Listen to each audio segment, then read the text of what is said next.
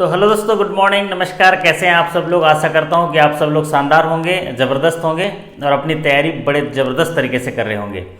जी हाँ दोस्तों, एक साथी ने सवाल पूछा, सर एक MICR कोड के बारे में बहुत सवाल आ रहे हैं तो थोड़ा सा बता दीजिए। तो 3 चीज़ें मैं अभी इस वीडियो के माध्यम से बता रहा हूँ जो काफ़ी आ रहे हैं RRB में भी और नेशनलाइज्ड बैंकों के एग्जाम में भी आ रहे हैं। तो इस वीडियो के माध्यम से हम इन 3 चीज़ों पर चर्चा करेंगे, इनके एग्जाम में आने की बहुत संभावना है। तो सबसे पहले बात करेंगे यहाँ पर MICR कोड के बारे में।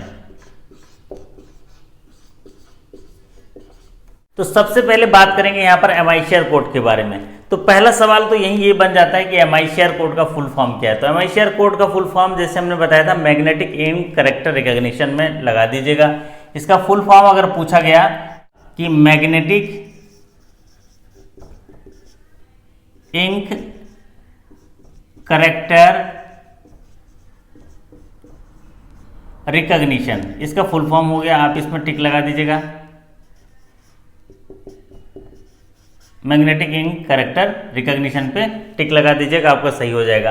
अब MICR में जो कोड होते हैं वो कितने होते हैं ये पूछता है। MICR में जो कोड होते हैं वो होते हैं 9 डिजिट के होते हैं, वो होते हैं 9 डिजिट के होते हैं।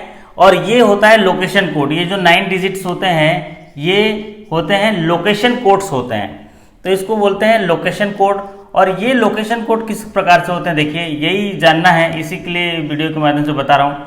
लोकेशन कोड जो ये 9 है, यहाँ पर पहला जो 3 डिजिट है वो स्टेशन को दिखाएगा, स्टेशन कोड दिखाएगा, स्टेशन कोड। और उसके बाद जो 3 डिजिट है वो दिखाएगा आपके बैंक कोड को दिखाएगा, बैंक कोड।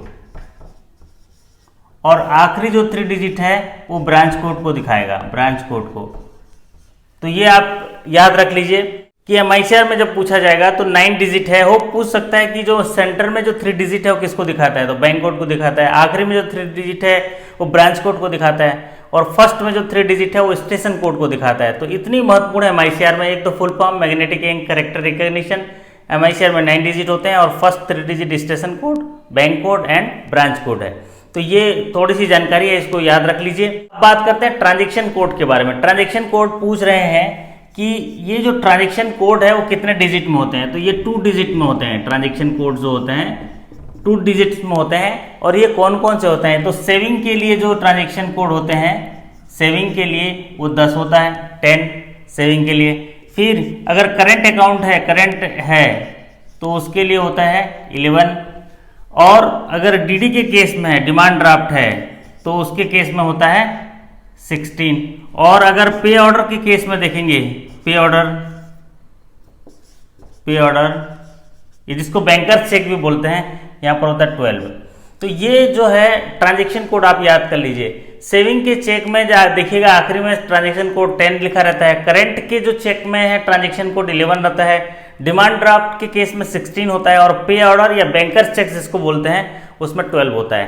तो ये सवाल काफ़ी पूछे जा रहे हैं। इसमें आप सबको इसको याद कर लीजिए। जैसे भी ग्रामीण बैंक में DD का पूछ दिया था, दूसरे बैंक में सेविंग का पूछ दिया था, तो आप इसको याद कर लीजिए ताकि आपको सही हो जाएगा। कई जगह कन्फ्यूजन होता है, सब 12 टिक करके आ जाते हैं। 12 एक्चुअल में पे ऑर्डर है, पे ऑर्डर जिसको बैंकर चेक बोलते हैं, डिमांड ड्राफ्ट नहीं है डिमांड ड्राफ्ट ही जैसा, लेकिन डिमांड ड्राफ्ट नहीं है, उसको पे ऑर्डर ही बोलते हैं। तो आप इसको ध्यान रखिएगा, 12 और 16 में कन्फ्यूजन नहीं करिएगा। और एक सवाल पूछता है IFSC कोड में। IFSC कोड जो होता है, जिनका इस्तेमाल जो है RTGS NEFT में इनका इस्तेमाल होता है, IFSC कोड। ये IFSC कोड कितने डिजिट के होते हैं ये सवाल पूछ रहे हैं। तो ये 11 डिजिट के होते हैं, 11 डिजिट से होते हैं। IFSC का फुल फॉर्म होता है इंडियन फाइनेंशियल सिस्टम कोड, जो RTGS और NEFT में इनका इस्तेमाल किया जाता है। तो ये जो 11 डिजिट होते हैं RTGS के समय लगाते हैं IFSC कोड। तो ये किस तरह से होते हैं, पहला जो 4 डिजिट होता है बैंक का कोड होता है, बैंक का कोड होता है, बैंक कोड। पहला 4 डिजिट जो है बैंक का कोड होगा। फिर जो नेक्स्ट 5वां डिजिट है, 5वां डिजिट है वो 0 होगा, ऑलवेज 0 होगा।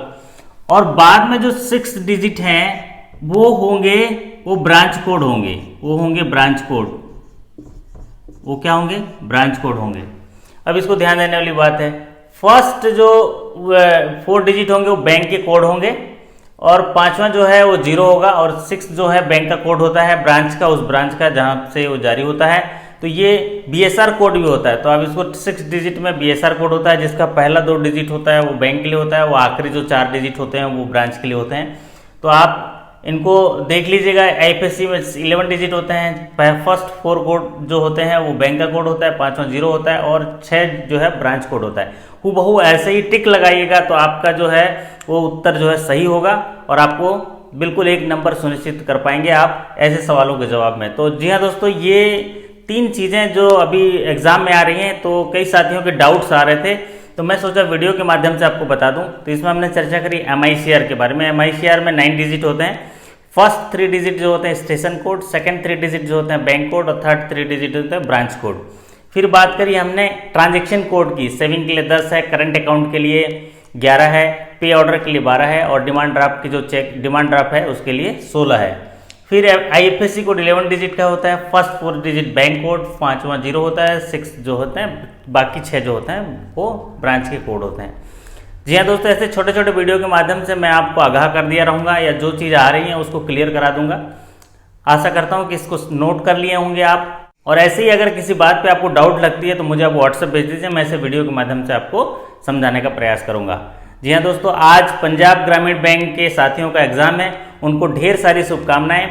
भगवान गणेश जी के या अपने जिस इष्ट देवता को मानते हैं उनके प्रार्थना करते हुए धैर्य और शीतलता के साथ जाइए। एग्जाम आपका जबरदस्त होगा क्योंकि आपने तैयारी भी उम्दा तरीके से करी है। तो आप अपना कर्म करके हो आइए, परिणाम की चिंता बिल्कुल मत करिए, परिणाम अच्छा ही होगा। जरूर आस्था और विश्वास के साथ जाइए कि सफलता आपको मिलेगी।